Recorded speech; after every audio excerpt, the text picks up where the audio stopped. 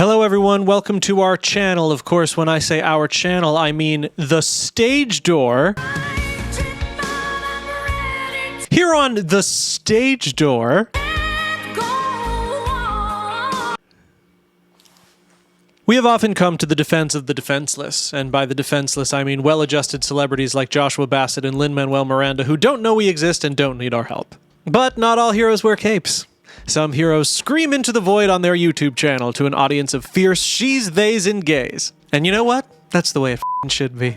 Anyway, today I am doing something that was not on my bingo card for 2024, coming to the defense of yet another celebrity that desperately needs our help. You'd maybe be surprised to hear me defend this person considering she's been pretty cocky, admittedly at best strange, at worst a tad insufferable, has claimed to spearhead a movement she absolutely has not spearheaded and has been around for over 3 decades, and has branded herself as wholly and completely unique, even though she really isn't. You've seen the title, you've seen the thumbnail, you already know who I'm going to talk about. It's JoJo Siwa! But wait, please don't click out.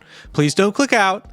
Let me just talk about this for 2 seconds. I'm going to try to thread a nuanced needle here, and don't judge a book by its cover or a video by its thumbnail. Just hear me out for a second, because I actually think I sort of have a good point to make here. For those of you who haven't been following, or for those of you who are lucky enough to not have this be every other video on their For You page for the past 2 weeks, people have just been absolutely dunking on JoJo Siwa ever since the release of her new song, Karma. JoJo Siwa is the Dance Moms, Dancing with the Star runner-up, painted herself to look like Gene Simmons, she's here, she's queer, and we're used to it, little starlet that has been taking the world by storm recently. As I said, she's recently come out with a song called Karma, which is bold, considering Taylor's Karma will always be the one and only Karma, and JoJo's Karma is just not that girl.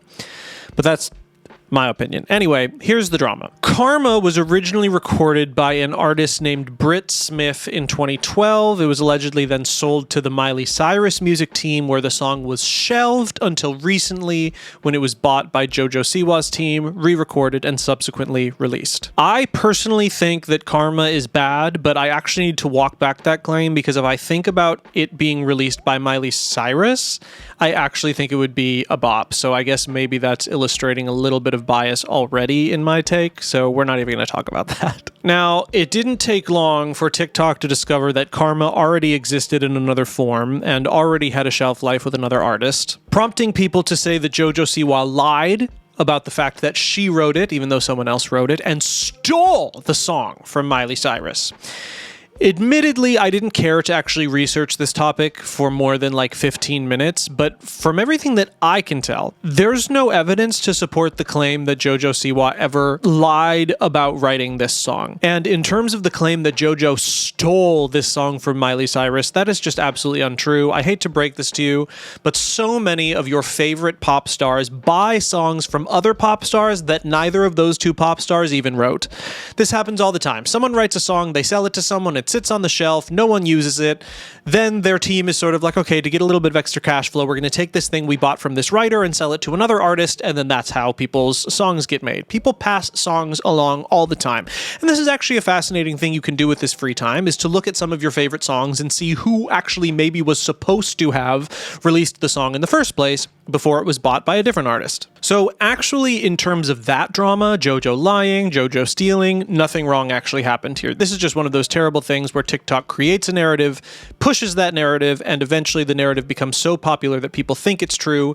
And as we know from this age of the internet, if you think it's true, that's more important than if it actually is. By the way, not for nothing, TikTok is the #1 spreader of misinformation on the internet, so do with that information what you will. Anyway, JoJo's version of Karma is wild. The music video is wild. The looks and the face paint are wild.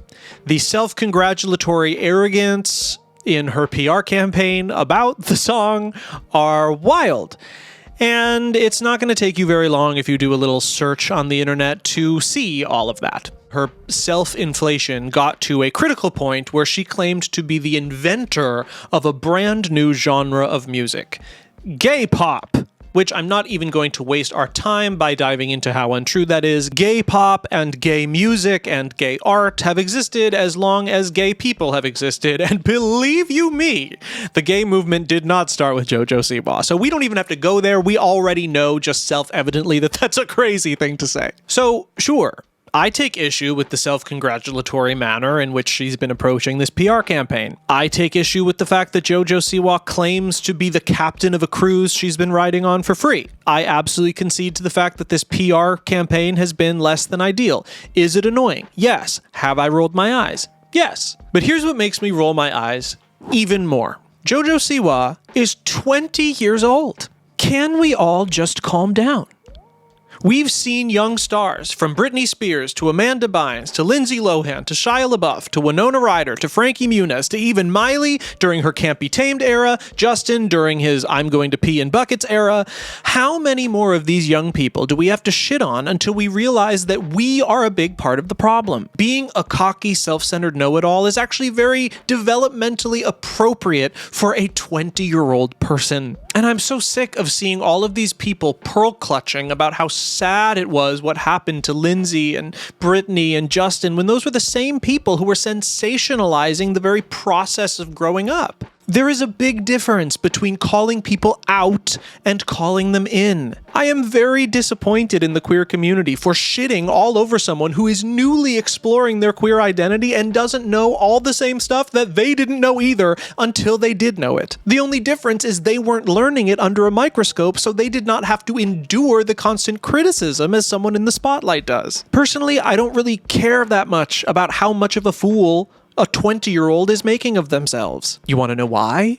Because they're 20. They are in that phase of quarter life that is literally for self-exploration, that is for growth. And how do you grow? By making mistakes and learning from them. We, the TikTok people, do not have to be responsible for their growth. But if we are overly critical of every stupid thing a famous child or young adult does, we in turn become responsible for their downfall.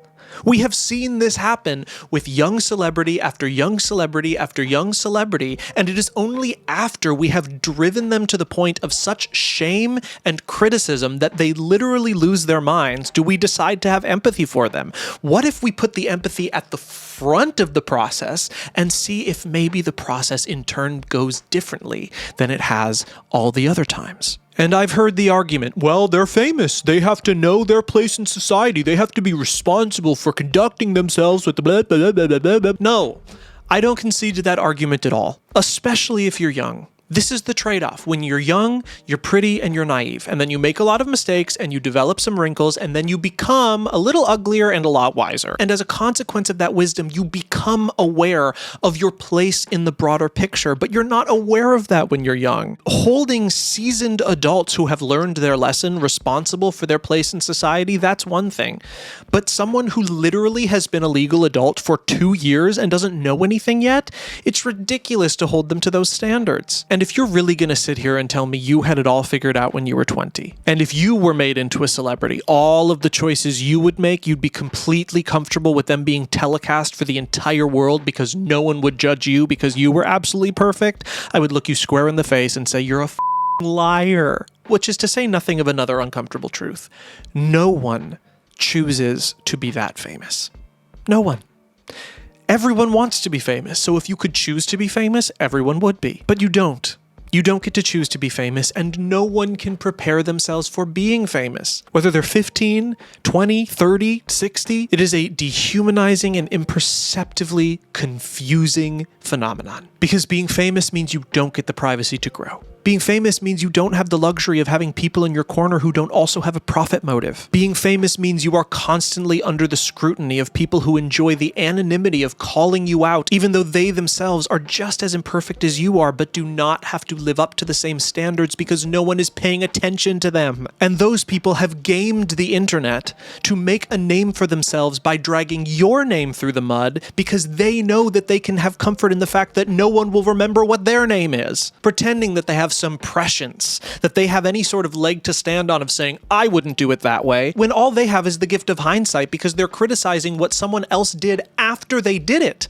But if you were in that same position, you have no idea what you'd be doing because you aren't in that exact same position. Applying the standards of your very normal, unscrutinized life onto someone who is constantly under a microscope and constantly being scrutinized, knowing full well you will never know what it's like to be in their position, is so unfair, so immature, and honestly way more disgusting than just being 20, being annoying, and not having it all figured out. And yes, like I said at the beginning of this video, I found it annoying. I'm a gay icon. I started gay pop. I'm the pioneer of this revolution. No one has reinvented themselves like I have. It's ridiculous.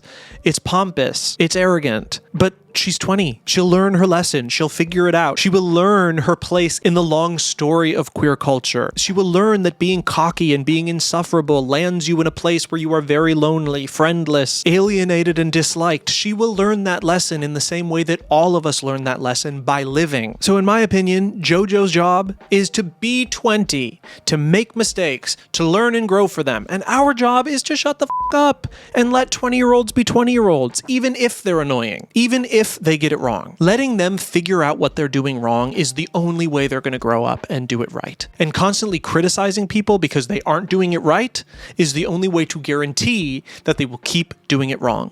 And that's not my opinion. That is evidence that we already have. From everything that we've seen, from all of the imperfect starlets we've shat on for not being perfect and not having things figured out that when we were their age, we didn't have figured out either. We've tried it the way we've tried it. What if we try it a different way and just leave her alone until she figures it out for herself? Then maybe this can just be a flash-in-the-pan episode of arrogance instead of a lifetime of trauma and mental decline caused by a society that won't leave her the alone. That's my take. Ryan McCartan to the rescue. You're welcome, JoJo Siwa. I know that you've just had a Ryan McCartan commentary video-sized hole in your heart. So there we go. Everything is better. I saved the world. My opinions are so important. Let me know what you think about what I had to say in the comments below. Be sure to like and subscribe. And as I made very obvious at the beginning of this video, make sure to put a lot of commotion down there for the rebrand. We're not Sam and Ryan anymore. We are the Stage Door, the place where fans and experts meet. Do you get it? Do you love it? Okay, bye. Don't make a commentary video on TikTok about JoJo Siwa. Just leave it alone. Bye.